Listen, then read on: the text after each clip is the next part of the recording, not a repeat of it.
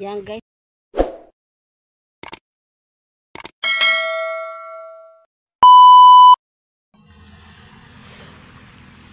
So guys, andito pa kami na sobrang init na po. Kaaga-aga pa po na mainit pa po guys. At naglilinis pa po kami dito uli.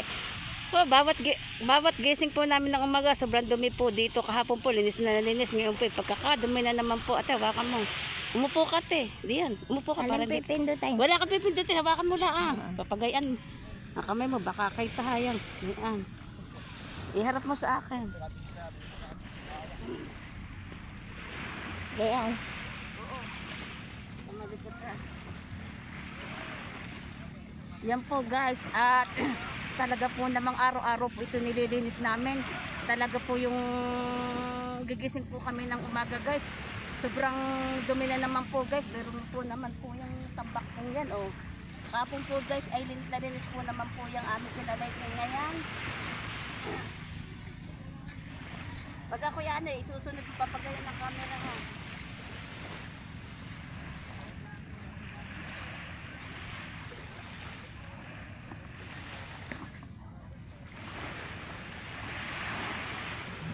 Guys po, kami po talaga ay nagtitiis po sa initan guys. Kahit po kainitan ay nandito po kami ng aking kapatid. Nangangalaykay po.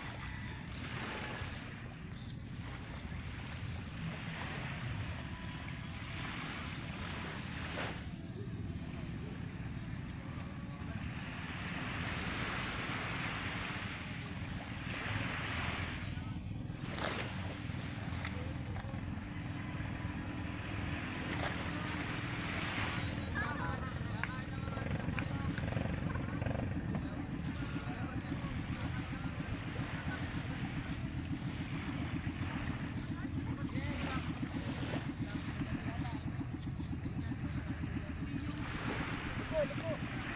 Bababa eh.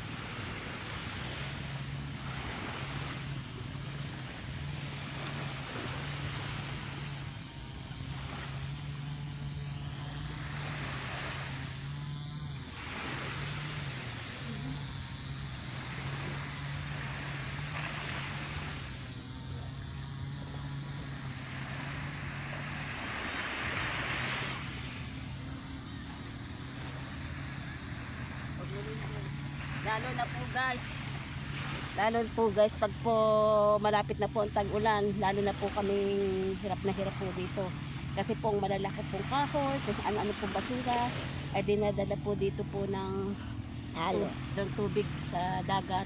Alon po, pinapatak po dito.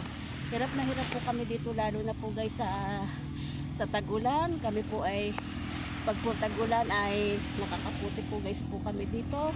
Talaga po nagtitiis kami kahit po siya'y kumikidlat at umuulan. Kami po ay patuloy pa po rin pong nangangalaykay.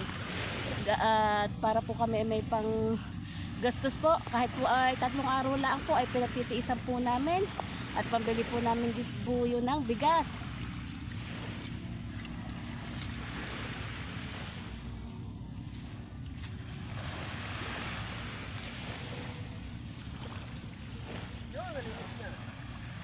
Sobrang dumi eh. Opo. At purala ang kulay ng iba talaga dito. Opo, totoo po yan. Wala silang pakialam eh. Ay wala nga, mga pinag-anuhan eh.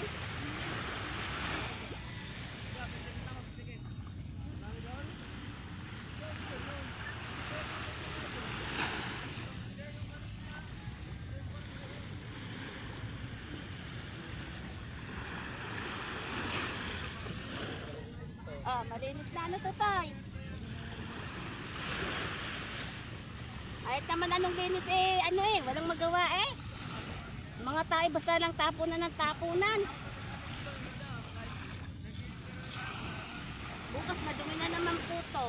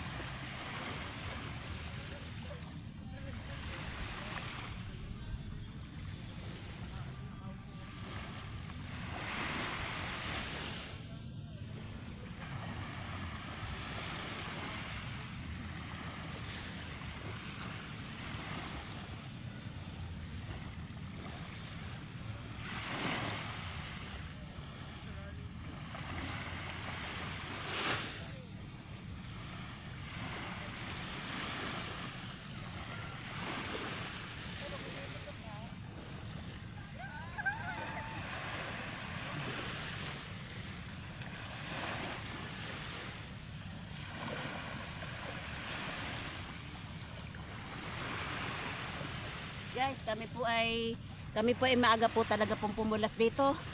Alas 5 po ay naandito na po kami dahil para po kami ay hindi initin, pero medyo sobrang init na po. Pero guys po, mamaya po kami ay uuwi na. Siyempre po, hindi po talaga po sa akin, hindi po sa akin pwede po ang sobrang tiktik ng init. Dahil po ako ay nagme-maintenance na po, at saka po yung kapatid ko po ay may edad na po din po siya. Siya po ay 64 na po. Kami po ay mamaya iuwi na. I-update ko na lang po kayo pagka malapit na po kaming umuwi. Mamaya po uli, may karuktong pa po yan.